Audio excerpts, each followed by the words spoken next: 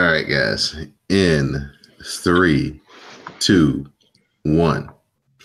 Hello, and welcome to episode 179 of the WrassleCast. I'm your host, Don Delarente, and I'm joined by, first and foremost, the chairman of the CSPN, none other than Jamal, a.k.a. Classic. What's going on, boss? Yo. Hello. Bye-week, grind-out-week, ninny-bog, everyone. Glad to be back at the WrassleCast. 179 episodes. Seriously? Really, guys? You're just going to keep going without me? Yeah, I'm glad to be back, and glad to be back with the kind of little old-school crew. And, we're going to talk some pro wrestling as we all the CSPN. And I don't know, we might shake things up a little bit. But always be glad to be back here in the fold. So let's talk some pro wrestling. Get it going here. All right, everybody's got to be on their P's and Q's because we don't want to join the Kiss Your Ass Club. So no one's kissing my ass at all. Returning from a long hiatus, our WrassleCast correspondent, none other than Samuel Kalunga. What's going on, Sam? Howdy, everyone. How's everybody doing tonight? I hope everybody's doing well. How you been? Been all right. Just working, doing my thing. All right. I haven't watched it in like months. Okay, so this first time out in a while, I'm kind of nothing much has changed. We expect your normal broadcast report, and finally bringing his talents back to the WrassleCast, Alabama's own Magnum Prime. What's going on, Greg? Hey, what's up? Well, actually, I'm chilling. You're moving around the country. Chilling the GA right now, but I'm back. I had to go away so y'all could miss me. I feel very lucky to have this opportunity to come, and I mean, this should be like some sort of premium episode, right? You're getting the whole crew together. I feel like there should be some sort of special fee that we charge to the listeners or something. This is special. To borrow from Brent from Georgia and the American Dream Dusty Rhodes, we got to have people pull up to the pay window. Yes. Episode. You want this to be on the premium? Hey, we make it done. $9.99. That's all right. And hopefully we'll be receiving a run-in by our SmackDown Matters correspondent, Miss Edie Jonet. But as of bell time, 3 sheets. She's not in the building. So hopefully she'll be making her way through the back and be running out here soon. So, Mr. Samuel Kalunga, I heard you got some news for me. So drop it on me, sir, before we get into your Raw report. Just a little bit. So, breaking news, everyone. Hulk Hogan is not scheduled for any upcoming WWE events. I know you're all sad. No, nobody? The tears are just overflowing. Here's some tumbleweeds. Who's this now? Thunderlips, who? Yeah, Thunderlips. Rip. Terry Bologna, I think. Yeah, he's full of something, all right. Well, can't miss you if you're not going, so. Yeah, so, but apparently he is going to be part of that Under the Giant documentary, so he'll be there on HBO. Next Tuesday, 10 p.m., #DreDayCast. What was it? #DreDayCast, like Andre. Oh, okay, I see. All right. So for all you old school heads, which is like all of us here, WCW Saturday Night has been added to the WWE Network. So far, all they have is like April 92 to about January 93. But we are going to see some, there is some Stunning Steve Austin, some Dustin Rhodes, Rick Rude, Sting, and Ricky Steamboat. So, yeah, that to look forward to until they get to the good stuff, the 99, the 2000. I'm just kidding. So we got to wait for PN News and Hard Work Bobby Walker. Oh, come on. What are you talking about? That's the best. All right, so the Canellis family has welcomed the birth of their first child. Name is Frederica Freddie Moon Bennett. And let's see, mom and baby are both doing great. So, yeah. That's why you haven't seen either one of them in a while. I can't wait till she wrestles Birdie Daniels for the the women's integrated Raw SmackDown title in like 20, 25 years. So Right. Pulling for her. Keep the push on the babies. Right. And sad news, the kayfabe brother of Mr. Jimmy Valiant. And Jimmy Valiant, there was another Valiant, wasn't there? All I remember was Johnny and Jimmy. There's another one, I swear. Hold on. I swear there's another Valiant. It's somewhere. Yes. This trip to do your Googles is brought to you by CSPN.us. Visit CSPN.us today and then click on Keep Our Podcast Free link at the top of the page. And you can buy stuff from Busted Tees so you can look good for your friends. And you can help us keep our podcast free for you. CSPN.us. Busted Tees. Do it today. So yeah, brother of Jimmy Valiant. And I swear there's another one. Anyway, he passed away after an auto accident. He was 71 years old, and yeah, it's a sad day. Yeah, definitely one of the pioneers of the early WWF and Memphis wrestling, of course, too. They were like really big there, but he was like really big in the old school WWF, though. One of the few. WWF. Yeah. And probably one of the few people to pull off the nickname, the moniker Luscious, and be able to get away with it, with no one questioning it, particularly in that era. And of course, manager of one of the greatest tag teams of all time that never won a title, the Dream Team. Oh yeah, I forgot about that. All right, Sam. So if you want to take us into Monday Night Raw, it's all yours. All right. Here you go. 1 second. No, I guess it wasn't. I could have swore there was another Valiant. Anyway, it's their long lost brother, Gary Valiant. Prince with that weird hairstyle. It's Lance Valiant. Okay. Yes. So anyway, Monday Night Raw, April 2nd, 2008, live from Atlanta, GA. So the coach comes down to cut a boring 20-minute promo. He calls down Stephanie, Triple H, Kurt Angle, Ronda Rousey. I guess it's a Q&A or something. Triple H says he has a question for Kurt. He says, it's a shame that all these people are chanting for Ronda. Nobody was chanting. He gave them a minute, and eventually some people were chanting. Yet Triple H called it a deafening roar. He says Kurt has the two eyes, but he's never seen evidence of the third. He says Kurt says set Ronda up for failure. Ronda asks why they signed her with ulterior motives. Stephanie says they signed her because she's a huge star, and this crowd is a testament to that. Again, the crowd was sitting on their hands. And they throw Kurt under the bus. He talked, and said nothing. Finally, we get down to the hard-hitting questions. How do you feel teaming up with Ronda? And there was another question, but the last one, the really good get down to the nitty-gritty question was, do you have any final thoughts?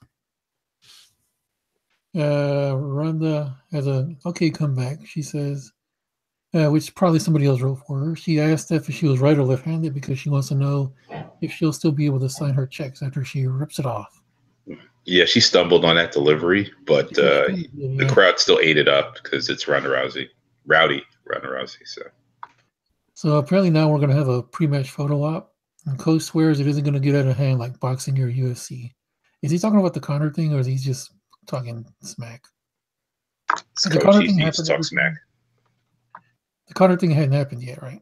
No, sir. No, it hadn't happened yet. So Kurt and Triple H shake hands. Steph offers a hand to Ronda, but she refuses to shake it. The two get nose to nose. Triple H knocks Kurt out with the microphone. Ronda picks up Triple H to give him a chokeslam, but Stephanie McMahon puts Ronda through a table. And I swore Ronda went up like 15 feet in the air for that one. This was 17 minutes and 45 seconds of my life that I am not getting back.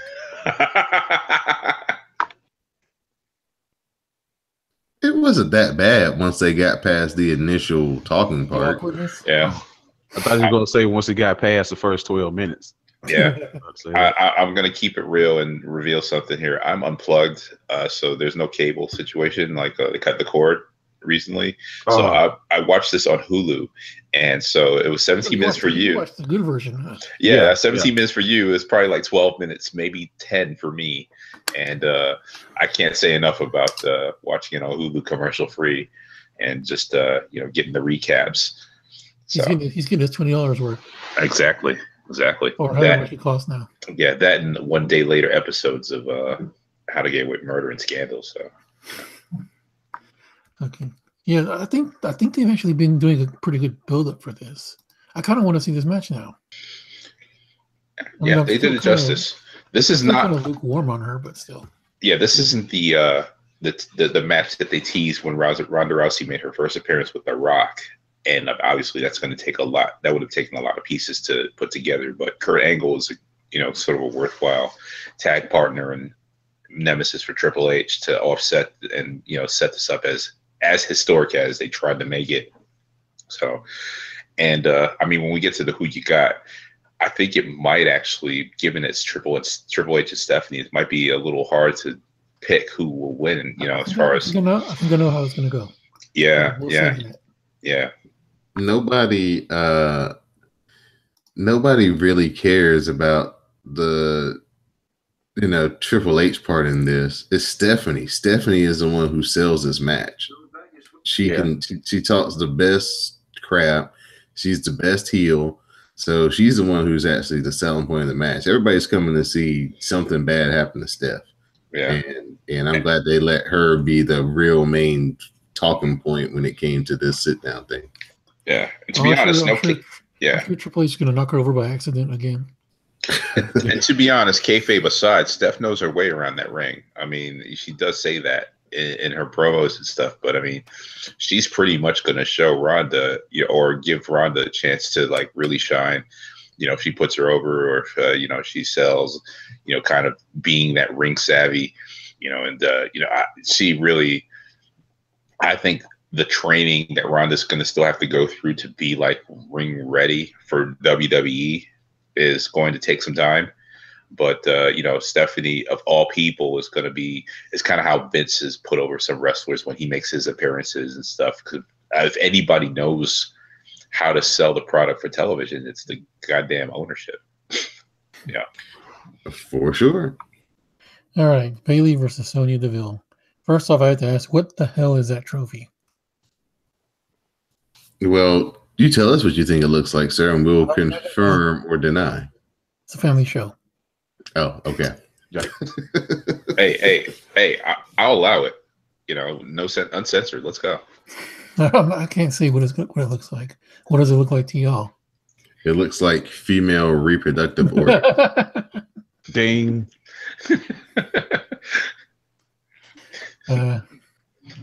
So apparently Sasha and Bayley have been having some issues. Last week they had that classic Zach Morris AC Slater fight in front of the lockers. Let's see. Why is Paige still there? She can't wrestle. She's not a very good manager. All she does at this point is hang out with Nazis and bleacher skin. Filling out the contractual obligations is what she's doing. Jesus. Bayley gets the win after a not very good match. The wrestling itself was okay, but they got lost at a few points, and it just made the whole thing look really bad. Michael Cole stated that Sonya Deville could be a future women's champion. So I will give that directly. I have more chance of being a future women's champion than she does. Come on. I will attribute that quote directly to our man, Maurice, Jade to the Max. Yeah, no. The lovely 179, because for the last month and a half on every Rawcast, they have said that. I don't know what they're looking at. Do they have a hashtag for this movement behind Sonya Deville? Because I haven't seen it yet. Yeah, they don't have a hashtag, but it's always in the broadcast where they quote that very line: "Future Women's World Champion Sonya Deville." Yeah. Wow, keep the push going. I don't know. I don't know about any of this. So Absolution picks up Bayley after the match. Sasha runs down and takes out Absolution. Bayley and Sasha look at each other. Sasha demands that Bayley raise her hand because she saved her. The two jaw jack for a minute, and they start fighting. Absolution runs in and takes advantage of the situation. Let's see here. Mandy Rose she hit the implant buster. Apparently, according to Paige Turner that I was talking to earlier, she's been doing that since the beginning. I just haven't noticed.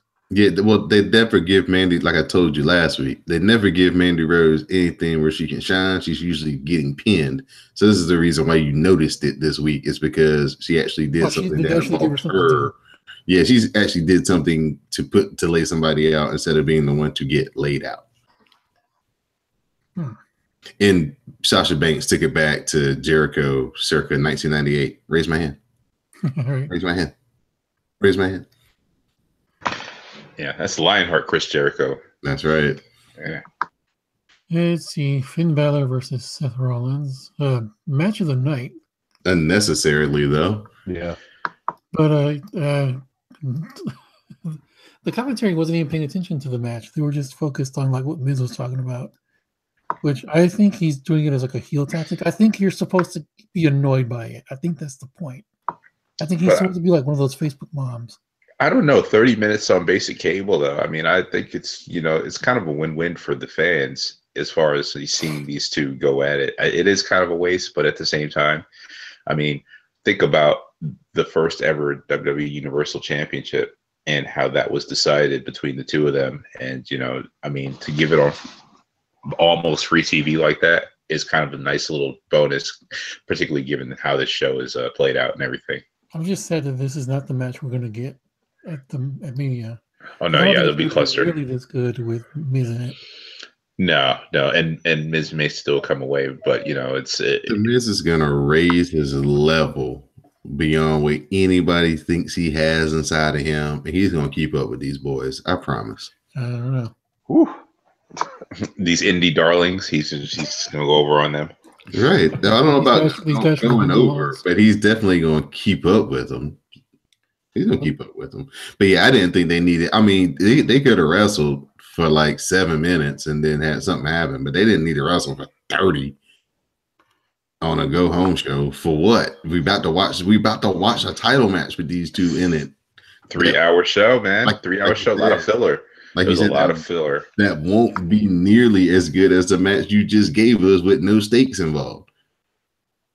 Fall asleep at the wheel. Stakes and catering. Come on. All right, so backstage, Paul Heyman is on his phone. Kurt Angle interrupts and tells Paul not to cause any shenanigans tonight because he doesn't want Brock to get hurt. Paul just absolutely howls with laughter. He says with a chuckle that he and his client will take it under consideration. So the bar comes down. They talk smack about Brawny the Strowman. They don't care who his tag team partner is because as big. What the hell did I write? Because as big and strong as he is, it's still a tag team match, and eventually you'll have to tag your partner in. Brawny comes down. He says in his Hulk Hogan voice that he's been told he has to have a tag team partner if he wants a challenge for the tag titles. Apparently, he's found one. Braun says his partner wants a match with one member of the bar tonight. Sheamus agrees. Braun says that he's going to go get him.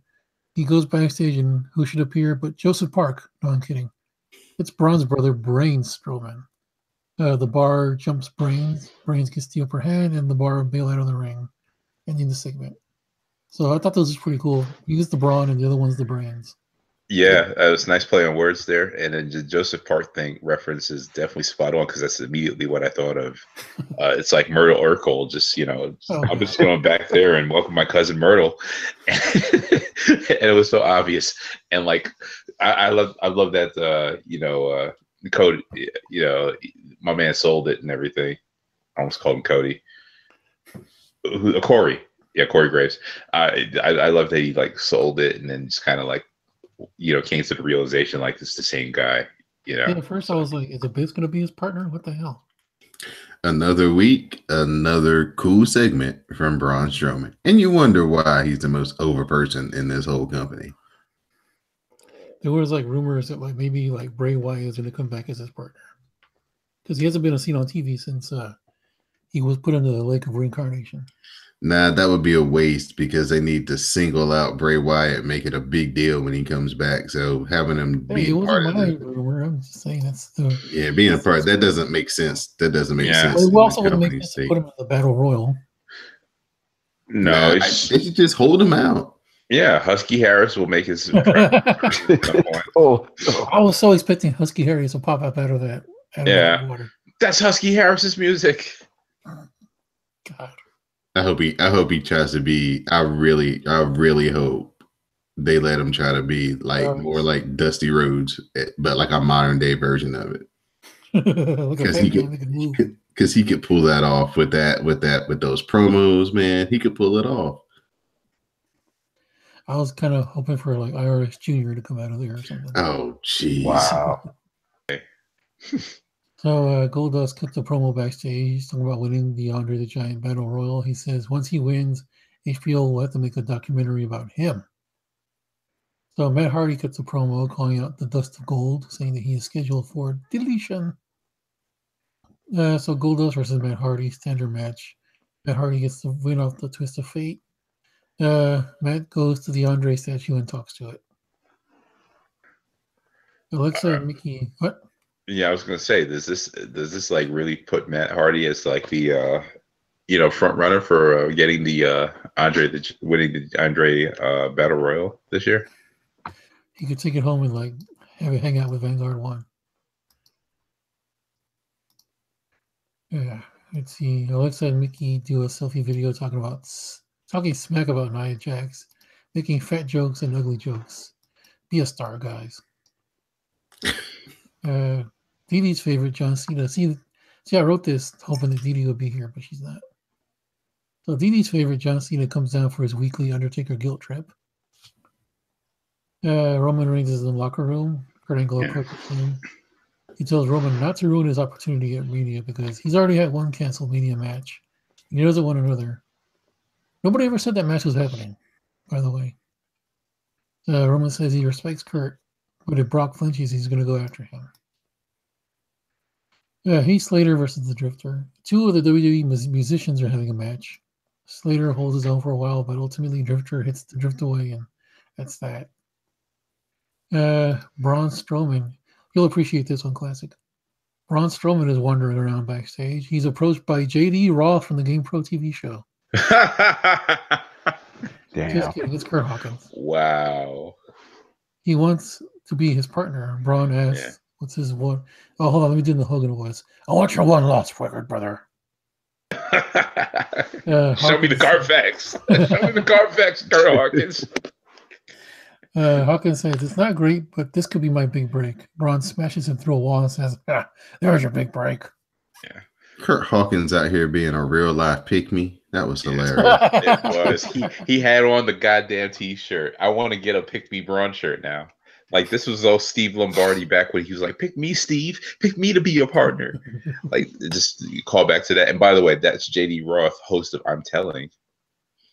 Before he was the host of Game Pro, and also JD Roth, producer. How old was that dude? I mean, was that dude already older when he did that? He is one of those people that gets those like Dick Clark, elixirs from the Ryan Seacrest Lazarus pits. Like he just never looks old. He's all that kitten blood he probably drinks. Yeah, pretty much, and I hate bringing Ryan Seacrest because he's one of those rapey dudes from that Me Too era. So fuck him. So he was like already. I'm looking here. He was like in his early 20s. No, he was like in his early 20s or so when he did Game Pro. Yeah, he looked like a child. Yeah, but no one's better than Johnny Arcade from Video Power. Arcade. Yeah, Johnny Arcade's the legend. What are you talking about? If the two of them went together head to head, match, money's on Johnny Arcade every time. Nerd shit right here. Nerd shit. All right, so Renee Young interviews Nia Snax.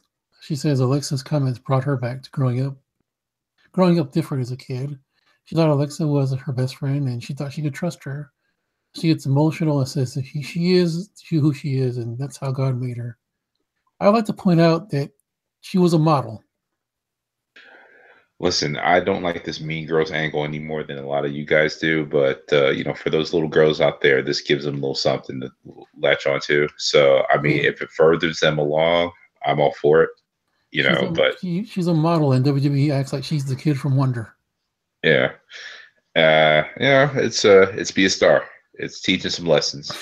This is for the young ones. I just like the fact that they've got something to do on the show, and it gives them an actual match that people can glom onto, and might steal a little show. Alexa might do a little something there that make this worthwhile, because on any street corner, this is a squash. We will see. So Alexa Bliss and Mickie James against Dana Brooke and Asuka. Typical tag match. Asuka gets the hot tag, hits Mickie with the Asuka kicks. Mickie gets the upper hand on Asuka. Asuka gets the Asuka lock on Mickie, and Mickie taps immediately. Alexa and Mickie jump Asuka and then Dana, but then Nia runs down, and the two heels head for higher ground, but not before Nia grabs Alexa by the hair. Mickie distracts Nia, and Nia slams Mickie around, staring down Alexa as she stands on the ramp, looking at Nia like a deer in headlights. Did somebody say distraction? Oh, yep, distraction. We got to do it on our 3 sheets.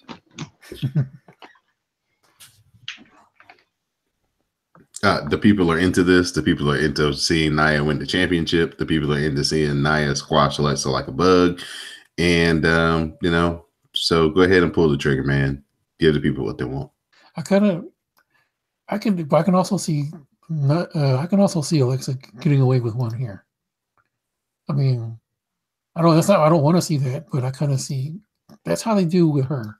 Like every time you think she's done, they always pull the switcheroo on her. Yeah. I mean, she's a really good heel, so I mean, she gets heat, and she's a heat magnet. So they just keep building it up with her. So, but I don't think so. I think they're gonna let her kind of squash. Yeah, I think she's gonna. I don't know about a squash. She might have some underhanded tricks up her sleeve, but I still think Nia's gonna prevail. Yeah, I think there might be a potential run-in by Mickie to kind of offset that whole thing of their friendship or their budding sort of tag team, so to speak, if you will. But Nia's pretty much going to overpower that and make a WrestleMania moment for the Samoan fam. So. All right, Brock and Paul Heyman are backstage. Kurt Angle is like, "Hey, where are you going?" Paul says he's going to speak positively about Roman Reigns. So Paul and Brock come down. A bunch of superstars come out and block the ramp so that Roman can't interfere.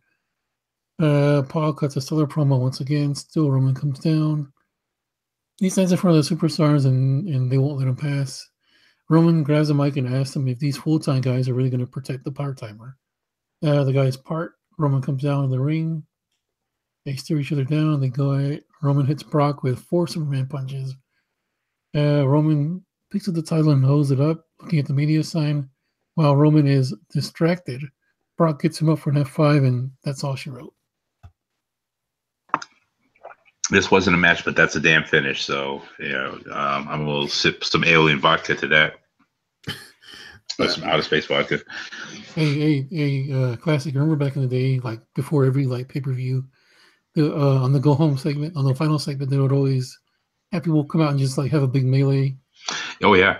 Oh yeah. And it's kind of like a fake lumberjack thing where they bring out everybody. Like so and so will come out, and then whoever's fighting him comes out, to get him, and then so on and so forth. Oh yeah. Yeah, especially before the go home, before the Royal Rumble, that was like a big thing for that. But do this before Mania.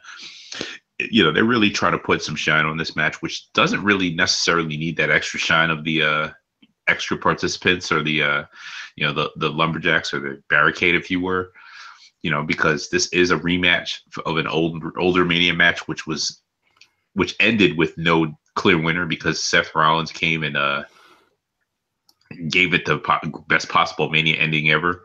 But we should see these two go at it, and I think this segment sells Roman and puts him in a upper position, because the last few weeks Roman's kind of looked terrible, but at the same time having Brock come out on top at the end kind of puts it in doubt for the those at home that are trying to keep score. So I thought it was a good segment altogether.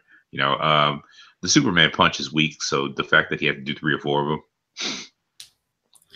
is what it is. Why do we have to see Roman get beat up like 3 weeks in a row, though? I used to build sympathy for him because the fact is, Brock Lesnar's right when he says Roman's his B word. I mean, the stats are there. It just seemed unnecessary. It's like, oh, the same way that I watched Roman the last 3 weeks get laid out. Oh, I got to see it again. They could have just ran that video package and been done with it, and not like split it up, or like ran the video package last week and not have him get beat up again. But I just got sent beat up 3 times. What do I think he's going to win? No, I think that's probably for the Atlanta crowd. Make sure they get their money's worth, because otherwise, it's like when you get to see Roman get beat up. We just saw a video package. What the hell? We're not coming back to any WWE shows. Yeah, reward the crowd. I mean, this is WCW country, or formerly WCW country. So let them have their fun. Yeah. I thought it was just one beat down too many. So I was like, And shout out to our very own Tobias Wilborn, who is in the crowd at those proceedings. I think he got a shot on camera too. So you want to look for him, Yeah, big up to the big homie Tobias from Know the Score fame. Beer it is. So Sam, since you're back, we got to get your rating. How many Sour Patch Kids for this episode? What does it go to? Like, we'll go 5. We'll go small scale. Maybe a 2.5. Okay. All right. There weren't like 3 matches, 3-4 matches at the show. Yeah. It didn't even end with a match. Yeah. Yeah, I also give this like 2.5 packs of sunflower seeds. That's my new chairman rating scale. All right, Fox Mulder. Greg, your thoughts on the Go Home show? I guess I'll give it probably like 2.5 balls of Jack. Yeah, I'm in the same scale, about 2.5 to, it wasn't the type of go home show we're used to. You know what they use as filler? Like I swear they showed this at least 4 times. That opening segment, they showed that like 4 times. They showed a shitload of video packages, and I think they made a lot of video package material in this show. But as far as like matches go, the Rollins Finn Balor match took up a lot of space, as did a number of the other matches. So I mean, as far as go home shows go for Mania, this is kind of par for the course for Raw, but it feels like there could have been a little extra. I think the ending maybe added a little bit with the Roman turnaround, but then to end the show on that kind of Brock wins note, or Brock comes out on top, note standing tall. It really just changes it a little bit. So that's all it is. All right. Mm-hmm. So we'll move into SmackDown, as I'll be the SmackDown Matters correspondent tonight. As Daniel Bryan welcomes everyone to the show, brings out Shane to the ring. They shake hands. They're all friends again. Shane praises Daniel Bryan as a role model for fighting for what he believed in and getting cleared. Shane then talks about his own medical issues, his hernia, his diverticulitis, and staph infection. But he says he's cleared and he's ready to give his all on Sunday. Bryan admits to making mistakes when it comes to Sami and Kevin, and he apologizes to Shane. Shane says it's all good because he made some mistakes as well. Bryan says they need to resolve their issues by hugging it out. Shane offers a handshake. Bryan says they just shook hands 2 minutes ago and that Nashville wants to see them hug it out. Shane says he's not that much of a hugger, but the crowd wants the hug. So they hug it out and proclaim that they are on the same page and will get their payback on Sunday. Shane is looking forward to the opportunity of ridding SmackDown of Sami and Kevin, and Bryan says that they will beat the hell out of them at WrestleMania. Good opening segment. Established that Shane McMahon can wrestle. Acknowledgement of the diverticulitis in the hospital stay and all that other stuff.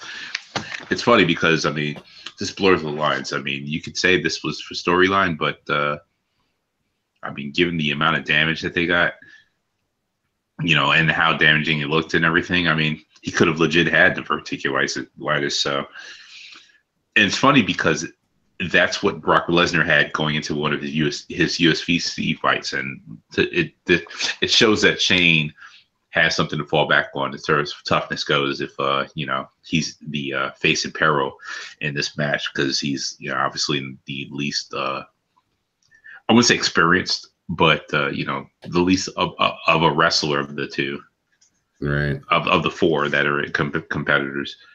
Yeah, I think this really sells the match even more so for Mania, as far as the SmackDown crowd goes. Oh yeah. To see those two together finally make this big turn of this battleship of an arc that they've been building up for the last 3 months, where it looked like they were about to maybe be against each other, but now they seem like they've got a common goal, and so they're back on track together. So that was good. We had Charlotte versus Natalya. This match got the Finn Balor Seth Rollins treatment, as they got like 25 minutes in this match. Charlotte goes up top, but her moonsault catches Natalya's knees. Both women are down. Carmella arrives. She teases another cash in. Charlotte cuts off Carmella. She takes her out with the big boot. Natty rolls up Charlotte for 2. Charlotte then gets the figure 8 on Natalya, and Natalya taps out. After the match, Asuka arrives and tells Charlotte that she will bow down to the Empress because no one is ready for Asuka. Charlotte grabs the mic, then says that she's ready and asks Asuka if she is. And then they stare at the WrestleMania sign. They didn't touch here on SmackDown, so that was good. They did touch a little bit later in the Mixed Match Challenge. Nobody really saw that, so I'll take it. I like the run-ins. And I tell you why. Carmella is really, I'd say she's on the rise. If this turns out to be something where, if this turns out to be something where, Charlotte and Asuka, go the distance, and either depending on whether it's Asuka winning or even Charlotte winning, Carmella is pretty much poised to make that run in and kind of go for the title. And her gimmick is fabulous, but it was kind of weird seeing her with the fabulous tights and everything. I haven't watched it in a while, but it's kind of reminiscent of the Fabulous Moolah, which they can't mention on TV now. But it kind of was like foreshadowing to me as far as like, oh yeah, she might actually go over at Mania and steal a show with the cash in. Oh man, you want to talk about heat? Oh my God, for real, to do that at Mania too? Oh man, that would be just nuclear heat. And again, might steal the night. So the run-ins and everything was a good idea. And then Charlotte and Natalya doing that, getting 20 minutes again. That's a callback to their epic NXT Women's Championship matchup, which was history making, and having a chance to do that. So, I think it was a good way to go home on SmackDown, to highlight the women on doing that. I think it was a good call on their part. AJ comes in, he gets a promo on Nakamura, and he says that he may be emotional, but he's a champion and that his emotions are his strength. AJ says that Nakamura is taking him too lightly and they are far from the Tokyo Dome. This is a dream match, but the reality is that he will beat Nakamura. Then we get Rusev versus Jinder Mahal. Singh brother distracts Rusev, but he eats a head kick, allowing Jinder to get a roll-up for a 2. The Machka kick by Rusev to Mahal earns Rusev the victory. After the match, Randy Orton arrives and he RKO's Rusev to ruin Rusev Day. Orton then RKO's Aiden English as well. Then Bobby Roode is shoved into Randy Orton. Roode hands Orton the U.S. title while the whole crowd is going crazy, chanting Rusev Day. The crowd definitely told the Booker man and the owner who they want to see win the United States Championship. Rusev Day is almost as big as Walk with Elias. It's like huge. Yes, and we'll see if the owner and the Booker man listens to his crowd like he claims he does. because Rusev Day is huge. I mean, it's not as big as it was a few months back, but I mean, they were definitely about Rusev Day in Atlanta, and it was deafening. Hey, Don, you're here every day. You're the Roman Reigns of this podcast.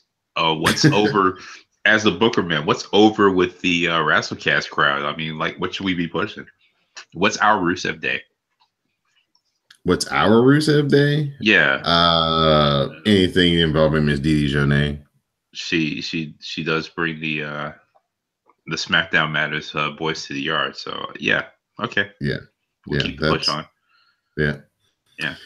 So the New Day comes out. They hype the WWE Network as free to new subscribers. The Usos arrive and say that it will cost the New Day and the Bludgeon Brothers when they win at Mania. The Bludgeon Brothers arrive and then they smash the camera that was shooting the promo. So they took the three teams, or basically the team with the best promo in WWE right now, and made them basically sell that network. That sucked. Next up, we got Ziggler, Corbin, Mojo, and Primo versus Zack Ryder, Tyler Breeze, Fandango, and Todd Dillinger. Fandango and Primo tag in. Fandango hits a Falcon Arrow, and it breaks down as guys get tossed over the top.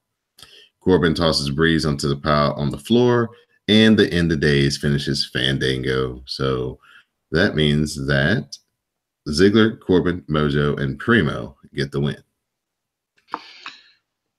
Yeah, about this match, and our good friend and Raw correspondent Sammy Kalungo can attest to this. Yes, despite how many people were on screen, this was still a sleeper because it's a Baron Corbin match, and I don't know what it is, but he's kind of lost a lot of folks. I mean, he's gonna have like a serious WrestleMania moment, to really win anyone over right now. It's kind of a snooze fest with him. We're seeing it all. I don't know. Nah, he's gonna need more than a WrestleMania moment. He's gonna need a couple of months of some good stuff happen to him on SmackDown for people to get back behind him. So yeah, I don't know. I thought maybe like in the summertime last year he was kind of getting it, like he was starting to turn the corner a little bit, but they definitely pushed him back down since then. We might need a damn shakeup. Put him on Raw so he can go up against Matt Hardy and jump in that lake of reincarnation. It seems to work well for some other people. Hey, Didi. Speaking of lake of reincarnation. Yeah, man. Yeah. Hi. Hello. How y'all Hi, Didi. The gang's all here. Listen, I didn't mean to be like a colored person. What had happened was Thursday night shenanigans. Hey. You know how I'm going to go home at regular time? No. One drink. Okay. Oh, grown folk business. So we ordered one drink, and then more drinks just randomly appeared. And why do you keep falling for that one drink? Wow. No, I knew. No, it's not the one drink. It's the we. Shout out to Jeremiah. That we will get you every time. It's just like, okay, one drink, sure. And then you jumped on right on time. We're covering your show. We dead in the center of SmackDown Matters. Say word. Hey, Didi, you're tagging in and I'm tagging out. I gotta go. Oh. I'll see y'all next week, hopefully. All right. Sammy, always a pleasure, man. So I got my Who You Got. It's in the chat, along with a cool picture of Shawn Michaels. That is not Shawn. Okay, you know what? Get the hell out. Love you, buddy. All right, see y'all later. All right, thanks, Sam, for jumping in, buddy. Peace. Didi, if you do want to take over, I'm just right at the part where Cammy invade the set. If you have your notes up. If not, if you don't, I'll take it from. You keep going. I'll slide in. Go ahead. Kevin and Sammy invade the show and say that this is their show and no one can stop them. They apologize to Birdie because they're going to ruin Dan Ryan's comeback and ask that Bree won't be able to put them back together again. Shane and Brian watch on and head out to the ring. Sammy and Kevin's mics get cut as Kevin starts to rant about Shane. They retreat into the crowd as Shane and Brian arrive. Brian says that this is the last time Kevin and Sammy will be on SmackDown, and Shane leads the crowd in na na na na, hey hey hey, goodbye. Oh, Sami Zayn was so good in this little promo right here. That Steen is rubbing off on him there. That Kevin Steen, that heel heat. The fact that they brought his kid into the mix, like they were really stepping up game right now with the heel heat. I mean, Kevin Owens. Look, The Miz is fantastic, as is Alexa, but Kevin Owens is the best heel in the business right now, and he shows it each and every time that he steps on the mic. And now he's bringing Sami Zayn into this. Come on now. Mr. CEO, Chairman, Cody Rhodes would like a word with you. Yeah, like, hey, they could have words. I'd like to see them go. Because Cody Rhodes is doing a level of heel work right now that is on a I'd like to see them level. go head to head. I mean, this is talking like the indies versus the majors. Let them have that dream match. All I'm telling you right now is this is some expertise heelism going on right now. This is what Ziggler should be doing instead of whatever he is doing. He sold out. Hashtag heel life. Yeah. Hashtag heel life. But what I'm saying, this is super villainy right now, and I'm loving it. G Money, what you think about Daniel Bryan coming back to the ring, man? We haven't had a chance to really talk about that as far as me and you personally. So what you think? What's out? Are you happy? Are you nervous? I'm happy for him, but I'm very nervous. I don't want to see 10 years down the line, his wife and his daughter on an episode of E60, talking about his current state. So I wish him the best. I'm definitely excited to see him come back, but I hope he's ready to come back. I mean, he's the number one baby face in the business right now. So he could probably just come in on Sunday and just sit in the ring for a few minutes, and people probably still chant yes, yes, yes, and it'll be a success. So oh yes, especially back in the place where of his biggest triumph. Exactly. After 18 months of the company holding him down and holding him back. So yeah, man, this is going. He might cry at the end of this match for sure. I don't blame him. He's come a long way, so he deserves to show any type of emotion that he wants to. All right. Main event time, we've got AJ Styles and Nakamura teaming up to go against Chad Gable and Shelton Benjamin. Tags are made to Styles and Gable. Styles runs wild and lays in strikes to Gable and lands the Pele kick to Shelton. The Ushigoroshi to Gable, and Styles hits the phenomenal forearm and he pins Chad Gable. After the match, Styles talks shit to Nakamura, and then Shelton and Gable attack, and Nakamura fights them off. Styles teases a phenomenal forearm, but he stops short and pats Nakamura on the head as payback for last week. So that was a pretty good callback from the spot that they did last week with Nakamura teasing the Kinshasa. AJ did the dick move where he looked like he was going to tag him in. He was like, nah. He stood right beside him, looked at him, and jumped up and did the springboard phenomenal forearm to Gable and got the pin. Basically telling, Nakamura, I want you to see how I'm going to beat you. So yeah, that whole pat on the head, that whole Western supremacy, that is not a good look. But at the same time, it does sell their head-to-head match. So, I mean, yeah. It only looks good because Nakamura did it to him first. Yeah. It's kind of it's a dick move, but well, as a Hulu watcher now, I didn't see last week, so to me this was like, oh, you're a dick, really? West Virginia? That's what you're doing now, really? Supremacy? But now with the context, I understand. But at the same time, this is gonna steal the show. I'm telling you, this is going to steal the show. This is worth me paying $9.99 again. Yes, Classic is back on the network, on the WWE network. So, we're going to check this out legitly. Miss Didi, give us some thoughts about your show this week. What you like? What you didn't like? I did not like how he patted Nakamura's head. I can tell you that much. Hey, she says it. It's true. I'll be treating my friend like a little child. Don't be, I don't like that. And then I really did enjoy Sammy being iconic heel that he was. Orton was around. Meh. Bruh. I want to say right now, I hate to run in on this, but when we get to NXT cast, I got some comments because I'm watching Kairi Sane Vanessa Born right now, and yeah, it's been a while since I watched NXT, so yeah. I watched NXT this week too. I think Classic's comments will be accompanied by the hashtag Creepcast. Lord.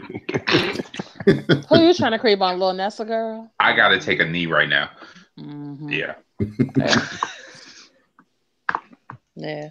It wasn't an iconic go home show, but it was good enough. It was just gets the job done level is what we were giving on this day. That seems like all week for WWE. They just gave us enough to, they gave us C work this week. Mm-hmm. In hopes that, they'll give us A work this weekend. So as Classic. Fair. Okay. Yeah, I hope so. Yeah. As Classic stated earlier in the show, please CSPN.us Busted Tees. Get you guys a cool t-shirt for the springtime. We're just getting right out there. Hey, I got my Thanos shirt for Infinity War. If you want to show up to the premiere looking fly, get your shirt today. I'm telling you, order from Busted Tees. Busted Tees through CSPN.us. Do it. Because I'm going to be at that premiere looking fresh. You don't want to be at that premiere looking all stale and stuff with some old Civil War, some old, Avengers Age of Ultron t-shirts. You want the newest joints. Busted Tees. Do it today. Help us keep the podcast free. I don't want to charge y'all for these podcasts, y'all. I need the money. I will charge you. So you're officially Team Thanos here? Yeah, of course he is. Bro, look at my avatar right now. Have you met him? So you're all about seeing your favorite superheroes get tossed into the oblivion, huh? This is exactly how I do with these podcasts. Didi knows. And I mean, it's like I came back now for a reason. Got to get the heat on the baby faces. Got to do it. Got to get the big comeback on in the Avengers 4. Y'all had it nice for too long. Wow. They got a shirt called Groot of the Loom. I love it. Do it today. Are we not selling this thing? Or are we not selling this thing? That's right. Oh, I love it. I want these checks from Busted Tees. And by the way, get you some Funkos through CSPN.us. I tell you now, my Funko collection is tight right now. I mean, a lot of it's because Toys R Us is closing down, but if you go to the Funko directly and get the sets, trust me, the sets are nice. They got you can just get the Hulk by himself, or you can get Finn from the Last Jedi by himself. But you go to Funko.com through through CSPN.us, you can get the set with Finn fighting Captain Phasma, or you can get Han Solo fighting Greedo. The set, 2 Funko Pops in a row and a backdrop through CSPN.us, right to your house, and you got to worry about nothing. All you got to do is help keep our podcast free. Get all you need right there. There you go, folks. Keep selling. So 205 Live, really fast. The Drew Gulak Mark Andrews match that was set for tonight is not going to happen. Instead, we're going to get a main event of Kalisto and Buddy Murphy. So we start off with Lindsay Dorado and Grand Metalik versus Hideo Itami and Akira Tozawa. Grand Metalik tags in, and Hideo Itami fights out of the Metalik driver. Then Hideo Itami starts grabbing at the mask of Metalik until Dorado makes the save. It breaks down, and the ref tosses the match out. Post-match, Tozawa and Atami lay out Dorado and Metalik. So it looks like Hideo Itami's heel ways have rubbed off on Akira Tozawa. And so they're going back and forth with this little feud. I guess this looks like it's going to, kind of set up the need for some tag team titles. Drew Gulak explains that his match with Andrews is postponed until next week. Gulak says that he's the best submission specialist in WWE today. And if you step to him, you will tap out. He says, why did he put the Gulak on Andrews and leave it on longer than he needed to? And then he has like a little PowerPoint presentation. And then it says, because I could, in really bold letters. Andrew says that he's here to prove a point. Gulak crossed the line, and he says that next week, Gulak will wish he never underestimated Andrews. We get the premier athlete, Tony Nese, versus Jonathan Pierce. Pierce stuns Nese off the ropes, heads up top, but Nese cuts him off. Nese hits him with the gut buster, and then he hits the running Nese, and Tony Nese gets the win. Dorado and Metalik are getting medical attention backstage when Murphy walks up on Kalisto and says that he's in his way tonight. Buddy Murphy says he'll make it quick so Kalisto can get back to his friends. Then we get our main event, Buddy Murphy versus Kalisto. Murphy takes Kalisto up top, then he follows him up, and Kalisto fights him off. Kalisto then hits the rolling kick in code red for a great near fall. Kalisto fires up, but Buddy Murphy counters Salida del Sol. Kalisto fights off 2 attempts at Murphy's Law, but Buddy Murphy gets it on the 3rd try, and Buddy Murphy wins the match. All right, let's back up here. Let's back up. I love Buddy Murphy. I love Kalisto. I think this is great for the broadcast. And it's been a while since I've been here. But are we getting a marital rub here? Because isn't he the one that married Alexa? He's dating Alexa. They're dating Alexa. They're serious. Right. They about to get married, whatever. He's getting that rub because, I mean, the other tag partner, where's he at? Yeah, I don't know where Blake is at. It's been a while. He might have got released. He either got released or he's hurt. One of the two. Alexa got some stroke backstage, y'all. Hey, look. Hey, look, get with the winning team. That's all it is. To quote Jeremy on Chronic College. That's all it is. Buddy Murphy and Kalisto did something we thought we'd never see. They actually got these people up out of their seat for a 205 Live main event, and it all happened based off one move. Buddy Murphy did a running suplex on the apron to Kalisto, and looked like he almost broke his back. And from then on, the crowd was like, which negates what I just said because he earned it. And they're totally into this match. Yeah, you gotta tip your cap to Buddy Murphy on that because he actually performed. I did watch this, and he really did show out here. So yeah, man, yeah. Buddy Murphy's got a resurrection. I mean, yeah, the Alexa Bliss thing may be true to give him some shine, but he's actually taking advantage of it. So big ups to Buddy Murphy. Get into NXT really fast. Really, nothing much happened. We had the finals of the Dusty Rhodes Classic, the Authors of Pain versus Roderick Strong and Pete Dunne. Pete Dunne and Roderick Strong hit the double team bitter end, but Razor makes the save. Dunne and Strong run wild, but get cut off by the Authors of Pain. Everybody is down, and that's when Adam Cole and Kyle O'Reilly arrive, and they beat down everybody, and the referee has to call it a no contest. Dusty finish to the Dusty Rhodes Classic is like the most poetic thing to ever happen in wrestling this week. They had to do it. Bruh. I watched this tonight because I'm catching up, Shout out to Hulu. And like to me, as it's playing out, I'm like, oh my God, this is perfect. Because this cuts right into Mania, cuts into the NXT weekend. What's the hashtag for NXT tomorrow on Saturday? Back that cast up. By the way, very creative. I don't know if Don and you or Dee came up with that, but y'all get a bonus for that, right there. It wasn't me. It was inspired though. Yes, that was me in my shower thinking I want to make one of these hashtags New Orleans centric, and I can't mess with WrestleMania.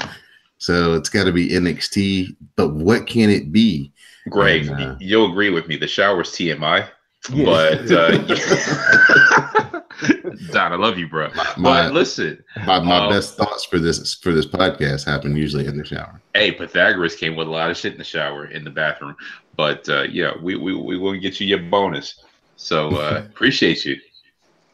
William Regal comes out. He's pissed. Regal announces that the Undisputed Era will defend the tag title at TakeOver against the Authors of Pain and Roderick Strong and Pete Dunne. And the winners will be the winners of the Dusty Rhodes Classic and the Tag Team Champions.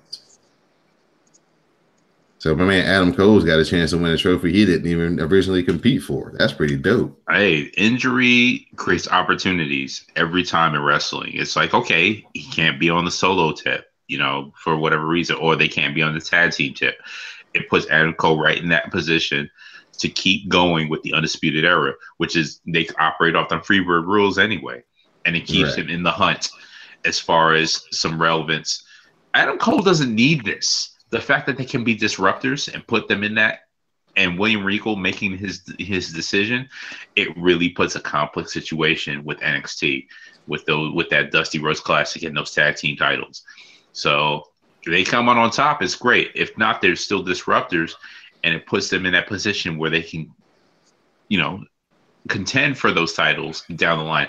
NXT still the most gripping wrestling promotion going today, because they keep doing revolutionary things like this that the main shows or other wrestling promotions don't dare to do. We get a great video package on the announcement of the NXT North American Championship. It will be a ladder match on Saturday with EC3, Adam Cole, Velveteen Dream, Lars Sullivan, Killian Dane, and Ricochet. Then we get an even better video package about the trials and tribulations between Johnny Gargano and Tommaso Ciampa. Then we get Classics Creepcast Baywatch match as we have Kairi Sane versus Vanessa Bourne. Bruh. Look, I haven't watched in a while. Vanessa Bourne, you are reaching Alicia Fox territory right now. Thank you. Oh, that's high praise. That is high, bruh. And this is not based on weeks of watching. This is based on tonight, as we're recording this right now, and me watching NXT on mute with the subtitles. When that came up, I was like, wait a minute. I've seen Vanessa Bourne before, but to see her in action and see how it all plays out, yeah. Classics got a new fave on the top 5. All shucky ducky whack whack down. Kairi heads up top. Bourne follows. Kairi Sane fights her off and knocks her into the tree of woe, and then she hits her with a double foot stomp. Then Kairi Sane hits that beautiful top rope elbow drop, and Kairi Sane picks up the win. We have Lacey Evans in the back. She's issuing a statement and says that she can't get a title shot, but Regal keeps giving all the other trash competitors title shots. She has shown what a strong woman is capable of, and then she starts running down like everybody in the ladies division. So that was pretty funny.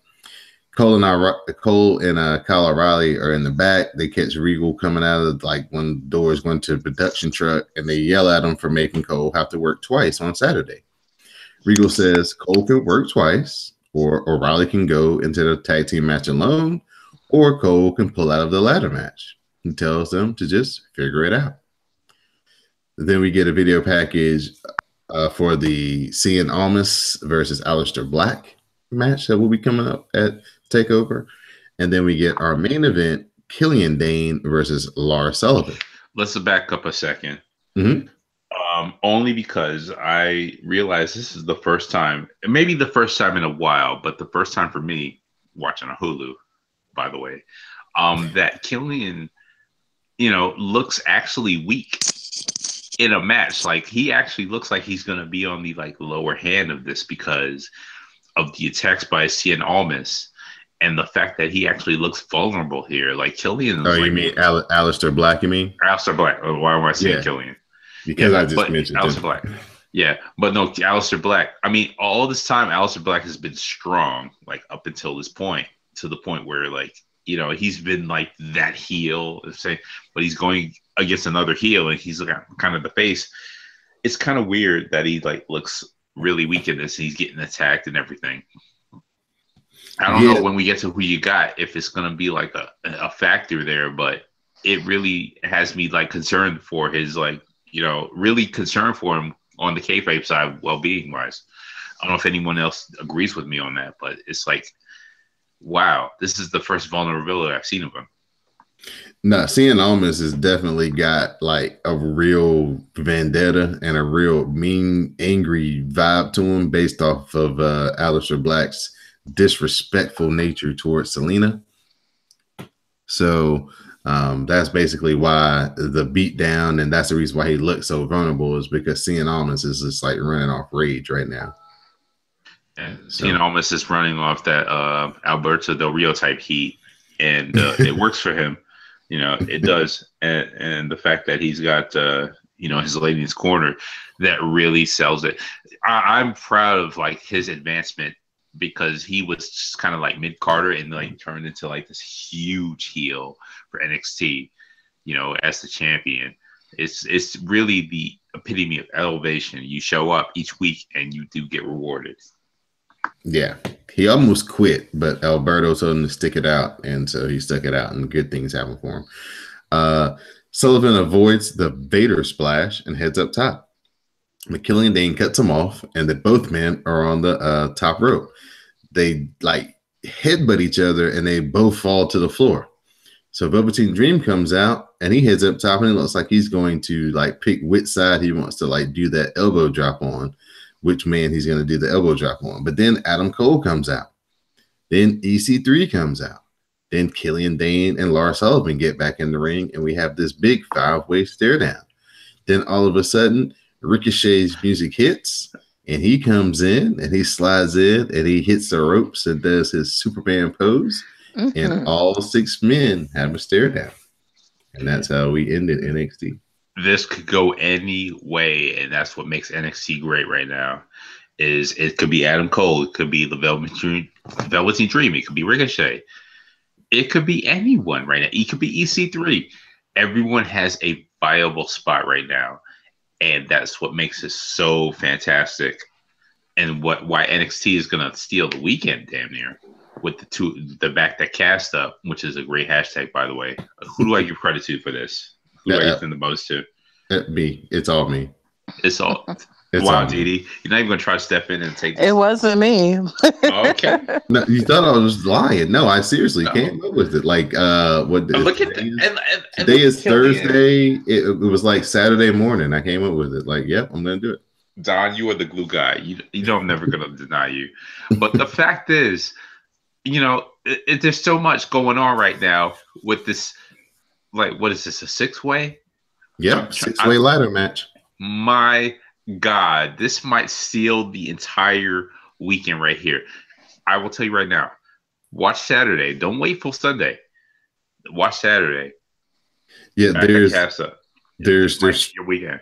There's 4 matches that I got my eye on. That's that 6-way ladder match right there. It's Johnny Gargano versus Ciampa. AJ versus Shinsuke, and then Charlotte versus Asuka.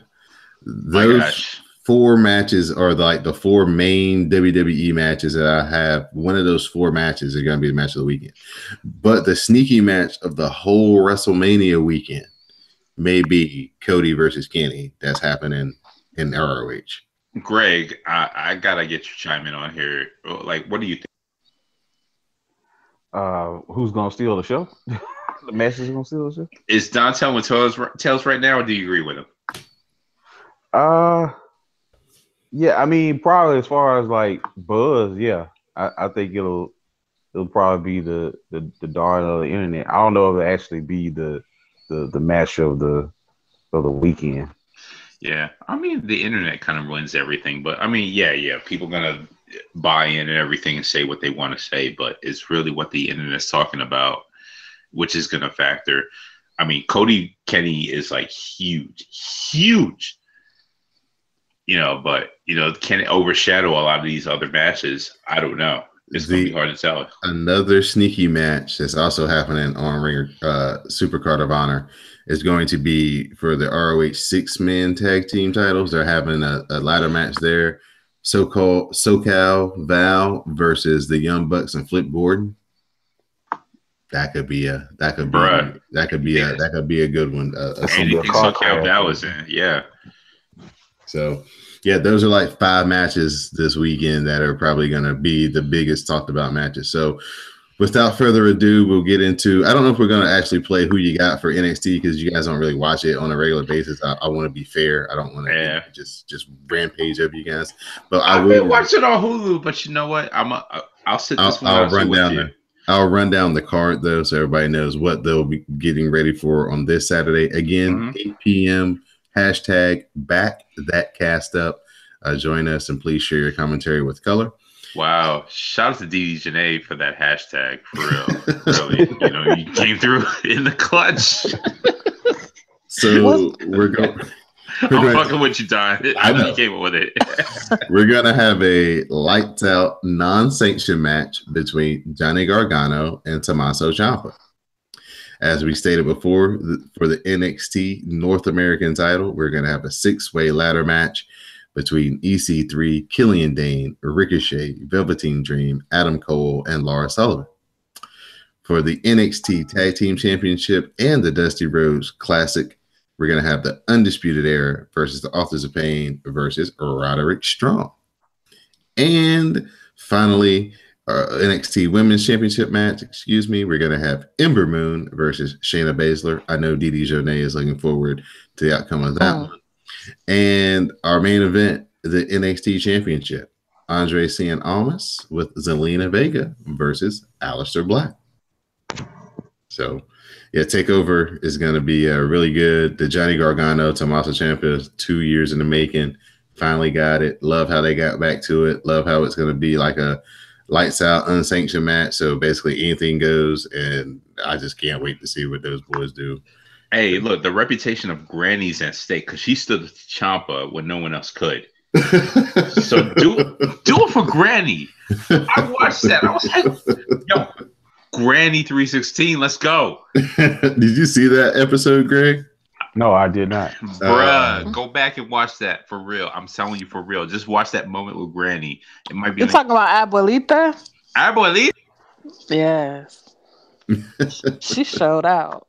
I want to get t-shirt for Abuelita, man. I want to sign her. She is so good. No fear in her heart. She looked at not at all. I listened to WrassleCast that week, and I was like, yeah, y'all covered it. I'm glad. I'm so proud. So now we're finally here for what we all came to do, and that's play Who You Got for WrestleMania 34. Wow. So the hashtags are, of course, for the pre-shows, hashtag say no to the pre-shows. And then for the actual main show of WrestleMania, our hashtag will be hashtag ManiaCast. So join us at 7 p.m. starting this Sunday. Now, Diddy, I repaid my $9.99. So do I have to save though the pre-shows? Because I'm financially obligated now. Listen, if you want to watch the pre-show, that is entirely up to you. Okay.